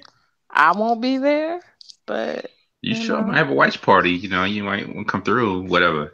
Listen, I will fall asleep before 7 o'clock. It is Sunday. Too much. It's way too much. It is Sunday. You got church service. You know what I'm saying? You gotta get right with the Lord before WrestleMania. All right, so Miss Didi Jonay, are you ready to assume your role as WrassleCast statistician? Okay, let me make sure I understand who's playing. Classic. We're all playing. Me. Yep. And Samuel's playing in absentia. He posted his. And Sam put his little choices in the chat piece. Okay. Yeah, scoreboard. Okay. All right. Bust out the Excel spreadsheet. That probably is the best way to do that. But black people, we make it difficult. Wow. All right, so I don't know if we're gonna. I don't know how we're gonna do the battle royals. If you guys have a single person that y'all want to just name, then you can name them. If not, then you can just say the field, I guess, and we'll take it as your choice. So first up in the pre-show, we're gonna have the Andre the Giant Memorial Battle Royal.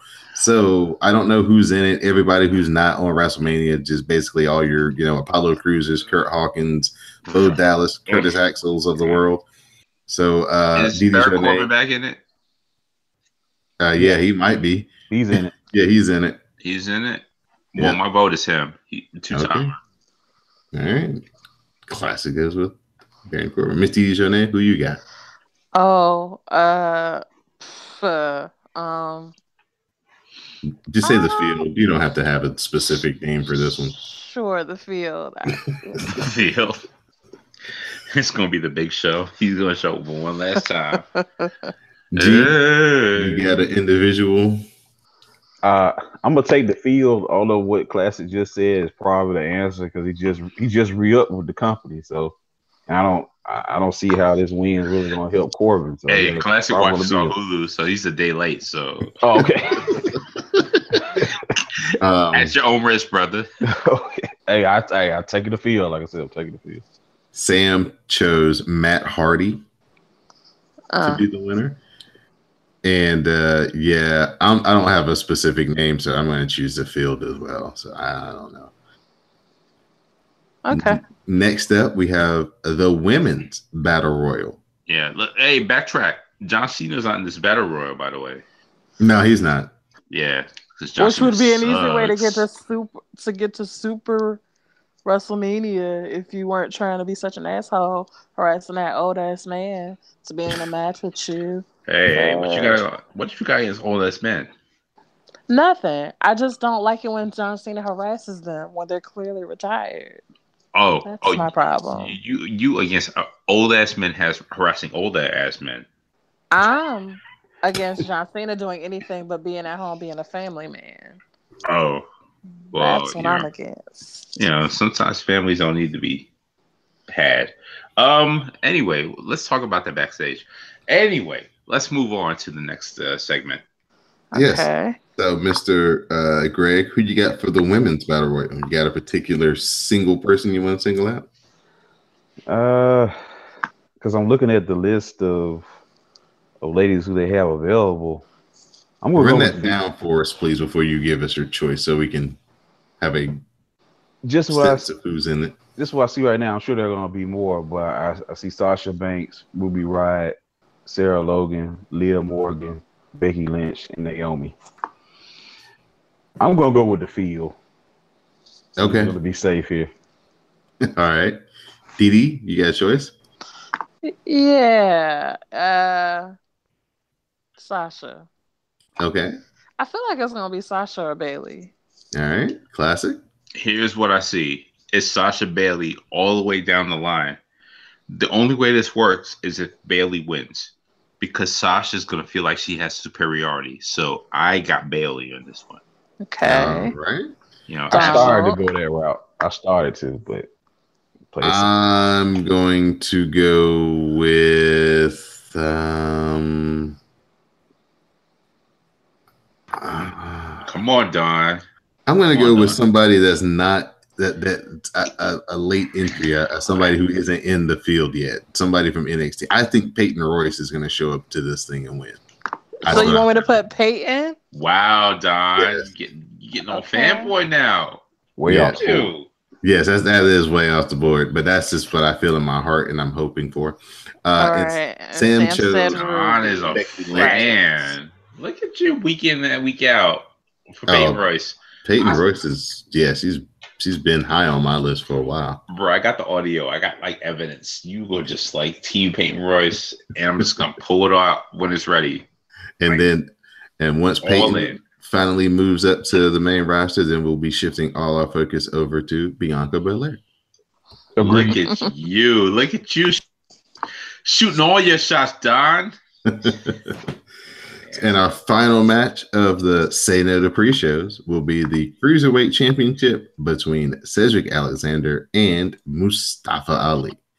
So, Miss Didi Jonay, who you got? Ali. All right. Chairman, who you got? That's a tough one because, between the both of them, either one is worthy, but I'm going to go with Cedric Alexander. He's due. All right. G-Money? Going with Alexander the Great. All right. And I'm going to go with Cedric Alexander as well. I think it's his time. He's been on the cusp since the division started, and he hadn't got it. So hopefully he'll be victorious on Sunday. Yeah, shout out to Enzo Murray and me too, you creepy bastard. Oh, goodness. Whoa. So next we get into the WrestleMania main show, and we're going to have a Raw tag team title match between The Bar versus Braun Strowman and a partner to be determined. So, Greg, who you got? I'm going with, I guess, Braun and Brains, or whoever the hell he brings out with him. You gotta for a bonus point, Dee, we're gonna have a bonus point. You gotta who you think the partner's gonna be? Ooh. Well, I thought it would have been Dean, but I don't think he's cleared yet. I'm gonna actually go with Bray Wyatt. I think it's gonna be Bray Wyatt. Wow. Okay. Is it gonna be Bray Wyatt or Husky Harris? Ooh. I don't know if they're gonna go with that. The Lake reincarnation is in effect right here. I don't think they're gonna go with that deep of a cut. They are not calling that man Husky Harris at WrestleMania. Hey, history repeats itself. The voice of reason has spoken. Wow. Who you got? Who, me? Yes, ma'am. Of course I have Braun. Okay. Oh, I know this is like a Bay thing for you because I know how much you love The Bar. I love them all. Yes. I'll say that his teammate is the Big Show. I don't know. Okay. Whoa, really? Yeah. And they're still gonna lose to The Bar? Yeah, I don't know. No, The Bar's gonna. Yeah, they're gonna beat The Bar. Okay. Classic. Who you got? I got Braun Strowman, and his partner's gonna be Moppy. Oh goodness! Shout out to Chavo Guerrero. He don't need a partner. He's gonna come out, put Moppy on the sidelines, and he's gonna take him out. As he's done on every Raw the last 3 weeks. You know, I got a question because I came in late. What you drinking? Oh, alien vodka. I knew it. And by the way, I got a bone to axe. Moppy. It's a bone to pick, but yes, go. I gotta grind the axe. With you, because you was like, classic is for all my like bad liquor you decisions. Are. Hold all of them, really? First of all, I still have Ray and nephew that you brought me. Hey, that's one Christmas. Thing. That's like 3/4. That's 75%. Handle. It came with a handle. hey, that has nothing to do with me. Oh, okay. Your consumption level, it has to do with you. I still have it more than a year later, so that's. Oh my God! I'm trying to protect myself. I'm just saying, you. Whoa! Are causing bad life choices. This is not the last time someone's accused me of bad life choices, but you know what? I know. Relate to liquor. Listen here. Okay, let's get back on track. You really picking Moppy? I'm picking Moppy. You really picking Moppy? Okay. Hey, Bray Wyatt might come out like my. Hey, I only had a tag team partner, Moppy. Listen. I'm going with Braun Strowman. Braun Strowman, Moppy. And my pick is going to be James Ellsworth as his partner. That might as well be Moppy because he's not contractually obligated. It might as well be Ralphus, for all you know. Oh. It might be Classic. It might be Magnum Prime. It might be DJ. My partner's DJ. SmackDown Matters. We've got the SmackDown Matters Tag Team Championship match, the 3-way between the Usos, the New Day, and the Bludgeon Brothers. It's the only way SmackDown Matters can go is the 3-way. So, Classic, who you got? She likes that. By the way, shouts to the Usos. They have really kept it up. But the New Day, I'm picking them out on top. For the only reason is the hype, the build up, and the fact that they got to sell more bootios after WrestleMania. New Day. All right, New Day for the chairman. Miss Didi Jonay, who you got? Chris Jericho said the only thing that makes sense is the Bludgeon Brothers. So I'm gonna go ahead and pick them. They walking out of the ring with weapons. What are you talking about? Just on a swerve. I don't know. They're beating people with sledgehammers. That's Triple H thing. G Money, who you got, man? I'm gonna go with a New Day also. And for me, I think this is gonna be one of the top matches of the weekend. I'm surprised, you guys didn't think that, but I think this is gonna be a really good match. Really, Greg? Over the cruiserweights? Over he said what he said. I said what I said. I mean, we both been going a while. I'm just, I gotta ask a question. D.D. Samuel picked the Bludgeon Brothers. He did. Oh Lord, never mind. Now I want to change my pick. Bludgeon Brothers. Okay. And what are you doing, Tom? I'm gonna pick the Trap Usos, the champs. Yeah, you stand for the Usos. It's their first run for WrestleMania. Damn right they gonna show out and retain. They are due. You know what I'm saying? Penitentiary. Don is down with the penitentiary. Don does not pick up the soap. He's just next match. United States Championship. DD's fave, all lives, Randy Orton versus Bobby Roode versus Jinder Mahal versus Rusev Day. Ooh. So DD, who you got?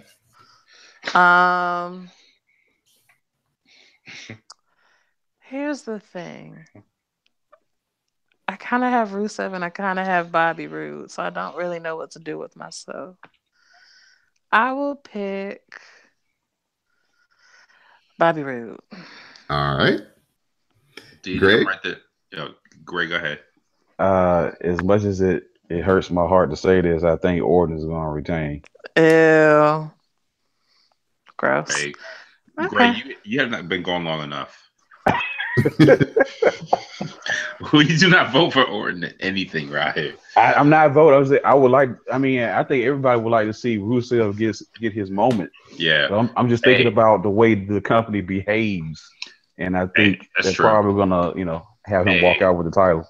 I got my money on Rusev Day. It's hot right now. It's what's kicking. I mean, Bobby Roode is hot too. Mixed match challenge, he might win that. So let's balance it out. Rusev Day. Oh, that did happen. Who won that? Not him. Because Don didn't cover it. It was the Miz and Oscar. They won. Yeah. Thanks, Don. You're welcome. I wasn't really big on the mixed match challenge. It was more comedy than seriousness. Do you not Facebook Don? No, I do not. Really? I don't. I really don't. I do Facebook either, one day a year on my birthday to tell everybody thank you for the birthday wishes I didn't see. How do you not tell your family you're not dead? That's the only reason anyone Facebooks right now is like, hey, I'm still here, Auntie. But okay, I won't change my vote. So you said Rusev. Rusev Day. Okay. Rusev Day. I'm going Rusev Day as well. Rusev Day. Okay. And Sam picked Bobby Roode. Why is he trying to pick everything I pick now all of a sudden? Because you two are 4 sheets to the win, apparently. You combine the 3 sheets with the 1 sheet. First of all Sam drinks is Mountain Dew, so he's no sheets. You're bringing down the average. He's messing with the total. So we have the Intercontinental Championship match. We have Miz versus Seth Rollins versus Finn Balor. So Greg, Rollins, Balor, and whomst? The Miz. The Miz. So Greg, who you got? I mean, you got 2 of the guys. They've already kind of had their WrestleMania moment. I'm gonna go out on a limb. I'm gonna say Finn Balor. Okay. Miss DD's your name? Rollins? I don't know. You confident about that? No, I'm not confident about none of this. I hear you. All right. Classic. The Miz is a father. This is an early Father's Day. He's going to go home from WrestleMania, go back to his woman and his child, still as champion, retaining. All right. Okay. Shenanigans will ensue. He got a stable behind him. I'm going with Seth Rollins as well. And Sam is also going with Seth Rollins. Yo, what And here's the the problem with Finn hell? Balor: the Good Brothers are the Good Brothers, but they're not gonna run in. They're not gonna. They're gonna show up late. You know what I'm saying? They're gonna get the gear on. It's gonna be all like because it's dragging and shit. They're busy. Good point. I think Seth Rollins runs. He walks alone because Dean Ambrose is still holding up the leg, whatever, unless he makes a surprise comeback. So the Miz, he got the Miz to Raj. So if you want to do the Dusty run and finish, whatever, but the Miz can still win by a cheap count out or victory or whatever have you, and he retains. All right. I think this one will be a clean sweep across the board. This next one. For the Raw Women's Championship, we have Alexa Bliss versus Nia Jax. So, Miss Didi Jonay, we'll start with you. Who you got? I got Nia. We all got Nia. I think you could just write everybody down for Nia. Let's be sure. Let's back around to Don because Don is Team Alexa. I am Team Alexa, but nah, this time I got to be smart. I'm going with Nia. Sam picked you Nia. on Nia? I'm on Nia. Sam picked Nia. Yep. Classic. What do you got? Hey, I picked Nia. I'm not stupid. All right, Greg. Yeah, I go with Nia. Hey, Didi. Oh, what are we? Samoan Coalition, right? Yes, we out here. Let's go out. Let's go. All right. So next up, SmackDown Women's Championship. Charlotte Flair versus Asuka. Classic. We'll start with you on this one. Who you got? This is the hardest pick of the night because guess what? Is it? Because Carmella runs in on any one of these, and that's my pick right there. It's Carmella. So it don't matter almost. It almost cheapens Asuka's streak. But Asuka's streak is like, look, she done surpassed Goldberg already. She's surpassed everyone. So this streak doesn't even have to continue. So I pick either. It doesn't even matter. It's a push for me. Carmella comes in, cashes in with her fabulous, which is a throwback to Fabulous Moolah, tights, and she pretty much comes out on top. So my pick is Carmella. Okay. All right. Yeah, Mr. dark horse. Who you got? I got Asuka. All right. Greg, who you got? I got Asuka, and I do like Classic's theory. I think that will happen, but Asuka will win it first, and then something will probably happen. Bruh, she is poised. She done been on the up, down. She done hang with the New Day. She is poised for a run. She is free of Ellsworth. She is ready to go. Asuka, Carmella's gonna get the push, and it's not even the Queens thing because I'm not from Queens. What's the New York thing? Let's go Mets. Sam chose Asuka. Mm-hmm. I'm gonna choose Charlotte Flair. I'm gonna choose that. Did he factor in the Carmella running, or are we like all out on that one? No, he just put Asuka. He didn't have anything about anything extra there. Yeah. Sam is with the Office, man. He's just a kayfabe. Next up, Daniel Bryan and Shane McMahon versus Kevin Owens and Sami Zayn. Greg, who you got? I gotta go with Owens and Zayn. I got to. Okay, all right. Miss Didi Jonay. Again, I was listening to Talk is Jericho, baby, and he said the only way this could possibly make sense is if Daniel Bryan wins. You don't have your face come back after 3 years and have him lose. And, I don't know. So I'll go with that. Sounds like good booking to me. Sounds right. People do dumb shit all the time, though, but it sounds right. So this is why I signed Didi Jonay, because her influence is like pivotal right now. I was about to go with like Owens and Zayn, but she makes sense. And so I'm going to say Bryan and McMahon with an Owens and Zayn beat down afterward to set up like backlash or whatever comes after to keep the feud going. Okay. But it gives them the win and still continues the feud because this sells tickets, this sells seats, this sells everything. Didi, you are a fucking genius. Well, Chris Jericho is, but yes, me too. You too. Hey, take it. Sam chooses Owens and Zayn. Heel life. I love it. Yes. And who do you choose? And I'm choosing. Don't let us sway you, Don. I'm gonna choose. Use the force. Do it. I'm complete because I'm gonna give you my theory. I'm gonna say Owens and Zayn because one of them other two is gonna turn on each other. I don't know who. You're talking about Shane and Daniel are gonna turn on one another? If Daniel Bryan turns on an injured Shane McMahon in New Orleans, ooh, that would be the heat. Wow! Shout out to Prince Albert and the X Factor because you threw that in there. That would be the heat. I thought about that when Daniel Bryan was giving his promo. I was like, oh my god, he could turn on both of them for Sami Zayn and Kevin Owens and get with the wrestlers. It could be that easy. Yeah, so that's what I think is going to happen. I think Daniel Bryan is dark horse. If that happens, you're going to win, like, clearly. Yes. All right, next up, Ronda Rousey and Kurt Angle versus Stephanie McMahon and Triple H. So, Miss Dee your name. We'll let you start this one.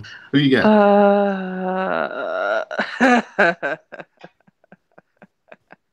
I really want to say the McMahon so bad. But I don't believe it, so I'll go with Ronda. All right. The McMahons Chairman? the McMahons are no strangers to pushing themselves for WrestleMania, but best for business.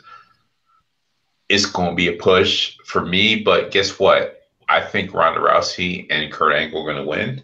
So you put me down for that but it's going to be like some weird finish because the McMahons, again, they don't want to leave anything up to chance. They can easily take this. I'm like, God damn, you guys make it so hard for picking matches because they can easily put themselves over and still put the opponent over. Stephanie could win this thing on some like cheap shit and still Ronda Rousey looks strong or Kurt Angle looks strong. But I really think it's going to be the faces in this one because they got to sell tickets and they got to keep people coming back for Backlash or whatever comes after. So I got to pick the faces on this one. All right. G Money, what you got, man? It would be so much easier to kind of break down the winner of this match. Like when was going to be Ronda's next date? Like is she going to show up at Backlash? So we know that for sure, or are they going to hold her out for something else? I guess I'll go with Ronda and Kurt.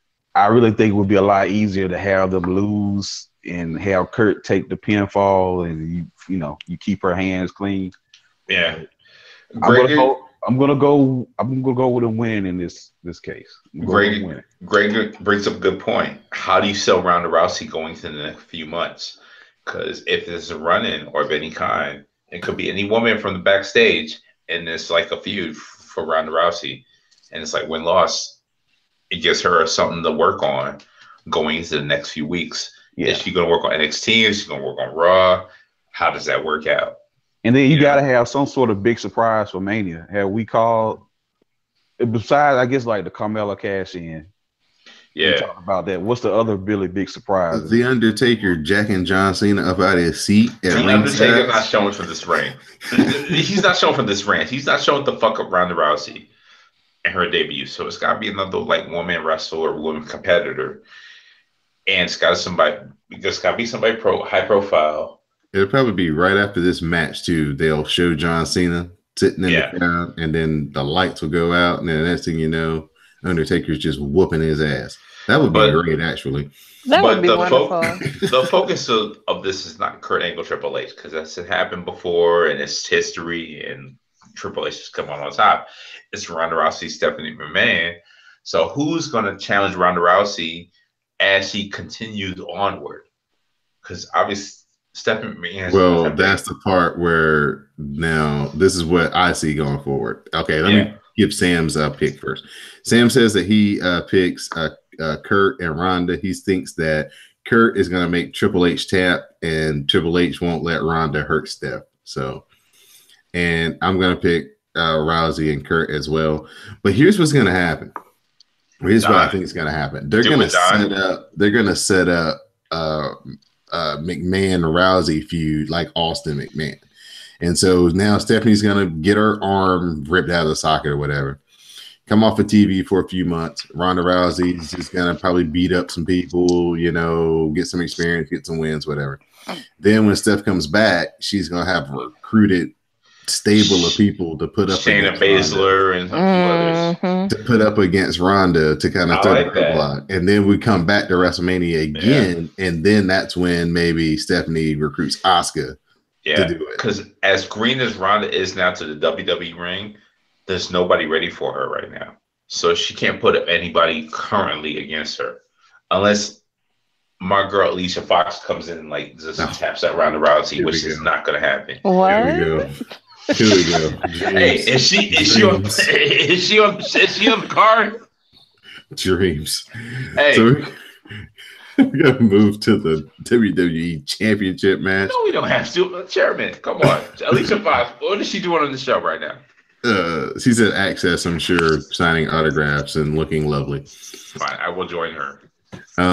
WWE Championship match. We have the phenomenal one, AJ Styles, the face that rents the place Didi Jonay built, versus Shinsuke Nakamura. Miss Didi Jonay, who you got? Clearly, I've got Nakamura. All right. Of the iconic entrance music. Okay. I want 10 violins, 20 violins. They're in New Orleans. Are they going to break out all violins? Because they might break out something else for New Orleans.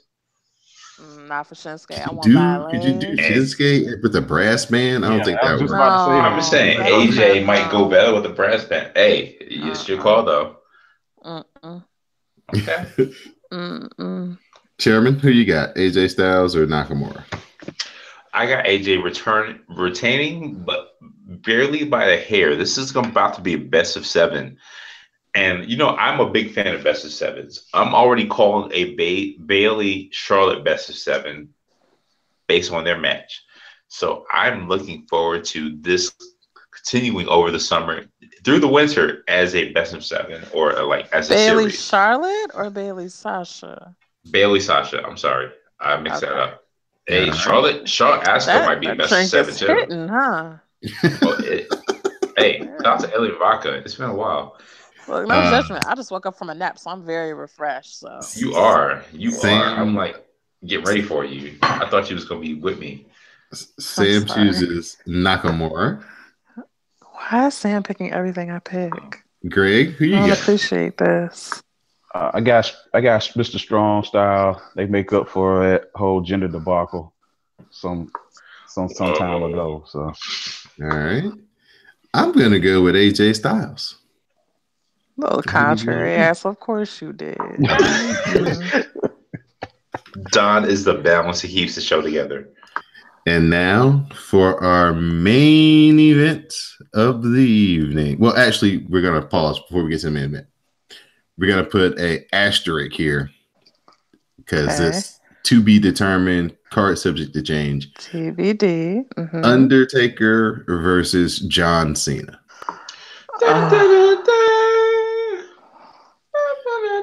You know who loses? Classic.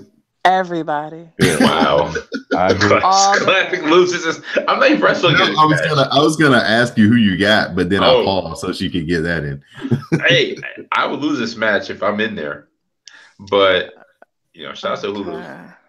Classic, Greg. Listen, I'm gonna say that John Cena, he's the fresher man, he's ready to go. Undertaker got some tricks, but come on now. If you're gonna retire, which you should have done last year, by the way, do it on John Cena. Give him he don't need the rub, but you know what I'm saying? At least give it to somebody who's respected. Don't give it to Roman Reigns, who clearly is not worthy right now. This is my yard. He should have said that for a year straight. He wasted that. And got beat up. John Cena will carry that on and make it worth something. The fact that he left his hat in the ring. Vince is going to make it right. Undertaker is going to retire to John Cena and be in the Hall of Fame next year. That's my pick. Didi Jonay, your pick? I'm never picking John Cena for anything. Yep, we knew that. Jesus. Greg? I don't even know if he's gonna show. Can I take the field? Wow. It's going to be John Cena versus Tyler Breeze. Tyler Breeze might win. Can I take The tassels. Well, who was the fake Undertaker back in the day? Oh my God, Glenn Jacobs. You're talking about primetime Brian Lee? Yeah, Brian Lee. Yeah. You really feel Brian Lee over John Cena? If I had to choose who was going to win, it's weird because it's like, you know what? If they're going to wrestle, here's what's going to happen. This is the spot. If they want to bring Bray Wyatt back, you bring Bray Wyatt back in this spot. True. So I think if they do wrestle, it's going to be somebody's going to come in and interrupt it. They're not going to have a finish because you can't. Who do you? If you're Vince, who do you beat? They've never had a Mania match. Like I checked the history, I don't think they have, but they've had like SummerSlam and other different like pay-per-view matches. So I'm wondering what the history is between them two on the other history matches, as far as like background. Right. And it's been decidedly Undertaker because she was with the Chain Gang and shit. And he tried to get the title, all that stuff. And now we'll get to So who did you pick? I'm gonna pick a no finish. I think somebody's gonna. I pick shenanigans. That's my pick. No win / shenanigans. Okay. Wow, Dusty. Okay. Hey, in honor of and Dusty. then our main event of the evening for the Universal Championship, we have Brock Lesnar versus Roman Reigns. So, Miss Didi Jonay, you'll get our first pick on our last. Who you got? I just want to say I'm very interested in Brock's new movie that's coming out with The Rock. Oh, look at you with inside info. Oh, Brock Lesnar. Really? You didn't see the movie with the albino gorilla? I knew you were going there. I knew it. Didi got the inside info. I knew it. Oh God! You didn't see it. They're both on the juice. Yeah. Wait. This is not This is not Rampage. Yes, it is. Really, Brock's in Rampage? Is he one of the monsters? He's the gorilla. The gorilla. It's exactly the same. They are the same person. The white gorilla. The white gorilla with pink undertones. You better and be platinum right hair. Now. You better be clowning right now. I'm not clowning. It's facts. Who do you think played the gorilla? Who do you think played the gorilla? I will Vince McMahon fire you right now. And you fucking around. I'm serious. My clearly. Did you look up the photo? It's clearly Brock Lesnar. Like I don't know which. Listen. I'm about to put you in detention. This is some bullshit. It's not no bullshit. Look at the photo. They both gassed to the gills. Right. and you will claim that I'm responsible for these bad liquor decisions. And we're going to talk about that, by the way. Over liquor? Yeah, see? Yes. No, we're not going to talk about over liquor. But I am not responsible. Oh, gosh. Okay, yeah. So I'm not picking the gorilla. So I'll go ahead and choose Roman. It probably won't work out that way, but you know. That's what I thought. See. All right, G Money, who you got? Unfortunately, I gotta go with Roman. All right, Chairman. Picking gorillas. He picking the gorilla. No, I'm not picking. Trying to distract from the fact that he's gonna pick the gorilla. No, I'm telling you right now, you're ridiculous right now. I played Rampage. I played Rampage when I was 10 years old on the Commodore 64. You didn't realize then because you were a youth how much he was gonna look like Brock Lesnar when he grew up.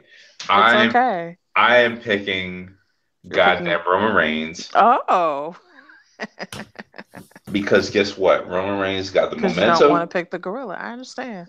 No. Hey, Brock done fulfilled his obligations, and he might re-up, but still, all the same, he gonna take him to Suplex City, and Roman's gonna kick out and come out with the victory because this is the dude that he's had since that WrestleMania when Seth Rollins stole the show. This is gonna be a happy ending, and that's all it's gonna be because you gotta send the fans home happy. Sam picks Roman as well. And who do you pick? And I'll make it a clean sweep. What? We've been on this path for 2 years. We're finally here. And so, Roman's taking 3 weeks of ass whippings to have his WrestleMania moment. So. Hey, I'm still printing those T-shirts. DD picks the gorilla. It's gonna go up on Busted Tees tomorrow. So buy it now. You're gonna see a big ass albino gorilla going to Suplex City. I'm just saying, I told you so. But when DD just pointing at it, I told you. So that's who you got. I will be putting all 14 of these matches up on the Twitter account, on the WrassleCast Twitter account, and so you guys can vote in the polls and tell us who you think will be victorious this weekend at WrestleMania. Oh, so, shit, Don, I would have canceled this if we was giving you work like this. Oh, no, that's fine. Okay. So at this point, we'll open it up to the chairman for his thank yous and shout outs. I want to thank you to Don, the goddamn glue of this network, not just this WrestleCast, but this goddamn network. I appreciate you. To Greg, thank you for coming back. To Samuel, thank you for always being there as the Black Cat, continuing with the WrestleCast. And to Didi for being the absolute best color commentary for SmackDown as a correspondent. I appreciate you. And to all the guests, J to the Max, Quintessential R, down the line. My man Don coming up with, hey, check out my man Don for the, not Don De Laurenti, but the other Don from my avatar, Podcast Thanos, we are taking over. I want to let you know right now, CSPN.US, continuing for the 2018-19 and beyond, we are continuing on. And Universal Fan Con, look for me. I gave away the ticket, but I will see you there. And come look for me. I appreciate all of you, and I appreciate all of you going into the next year. This is a great season for the WrestleCast and a great season for CSPN, and I am proud of all of you. So that's my shout out. All right. Thank you for joining us tonight, sir. Miss Didi Jonay, your shout outs and thank yous. Shout out to all of you all. Dawn being the best host we could ask for. Samuel, Greg for coming through. Chairman for, alcohol and all that. Thank you guys for not fussing me out because I was taking a nap during the first half of the recording. Shout out to alcohol. It's not my fault. He put gin in the drink. Gin? What? Really? Gin? We got to talk about that. It's not like I volunteered. He just see me at the class. To me. It's not my fault. See me at the class. Thank you to all of y'all. Thank you to not thank you, but shout out to Jade and Angelina and Val and everybody else who'll be tweeting. Oh, I forgot his name, but there was somebody who was like a new listener, and he said I was his favorite. Whoa. #flip hair. So, shout out to him. Team Didi Jonay. Shout out to splitting these bills in 2018, okay? Anybody who wants to, you let me know. So, yeah, those are my shout outs. All right. Greg, shout outs and thank yous. Shouts out Didi. Shouts out Don. Shouts out Classic. I gotta say, this was a tremendous episode. Classic with the fire water. That's the best combination there is in the podcast. Hey, shout out to Alien Vodka. Shout out to Alien Vodka. Shout out to Sam. Shout out to all the fans of the show. Very interactive. And once again, it was so nice to be back home. Roll motherfucking Tide. Thank you. You said it. Damn right. All right. I'd like to thank all of the co-host here tonight who made it back for this special edition of the WrestleCast. We had the whole gang here, plus the chairman. So it was very special for me to be able to get everybody back together for this episode. I'd like to thank everybody who shows up every week for the Rawcast, SmackDown Matters, and NXT live tweets. I'd like to thank everybody who's going to show up for Saturday night, #back that cast up. Sunday night, #ManiaCast. If you're watching the Hall of Fame ceremony, #HOFcast. If you're going to watch Supercard of Honor and want to chat about that, #Supercast of Honor. So we've got hashtags all weekend for everything that you're watching. Check the Twitter machine. If you have any doubts, there will be several tweets all weekend listing the hashtags. So shout outs to all the new members who found the hashtags this week and showed up in the live tweets and listened to the podcast for the first time. We appreciate it. And we hope to see everybody in some shape, form, or fashion this weekend in one of our many live tweets. Shout out to Alexis Littlefoot down there in New Orleans. Be safe. Have fun. Hope you have a great weekend. And everybody else down there in New Orleans who's listening to the show, you guys have a good time. Have a great weekend. Have fun. Be safe. And enjoy the show. And two final shout outs, Don. Yes, sir. I want to shout out to Nova Pro Wrestling, which is my new local wrestling show up here in Northern Virginia. I'm down there. Shout out to the Milkshake. You know who you are. Appreciate you. And I'll see you at the next show. And shout out, of course, to the glue of the CSPN, not just the WrassleCast, but the goddamn network, Don De Laurenti. You do such great work. And I would say you are like the greatest right-hand man ever. Greatest right hand ever. But I truly appreciate you, not just for the WrassleCast, not for Know the Score, but for the entire network and the fact that you're stepping up, continuing for the network. You pretty much keep us going across the board, and I appreciate you so much. And I want to make sure this is plain and clear on this show right now, that on this program, that this is not my show. I created the show. I stepped away. Sam stepped up. He stepped away. You know what I'm saying? He did his thing. Dee Dee stepped up, did her thing. Grace stepped up, did her thing. But this is Don's show. Like, Don runs the ship on this show and a lot of shows. Like, Dee Dee, you're a star. There's no denying it. Greg, you always have a spot here. But Don De Laurenti is the goddamn rudder that runs the ship of our entire network. And I appreciate him so much. And I cannot say enough of what the work he does and continues to do for our entire network, not just the WrassleCast, but our entire network. And I cannot say enough about that. This is a man that puts in serious work when I have no preparation to do work. He's the one that steps up. He's the one that's like, hey, boss, what you need? Hey, I got you. Especially in these times when I'm like, I'm changing my status. I'm changing a lot of things in my life. Don's like, look, we're going to keep it going because he's dedicated and a serious professional. Oh, serious.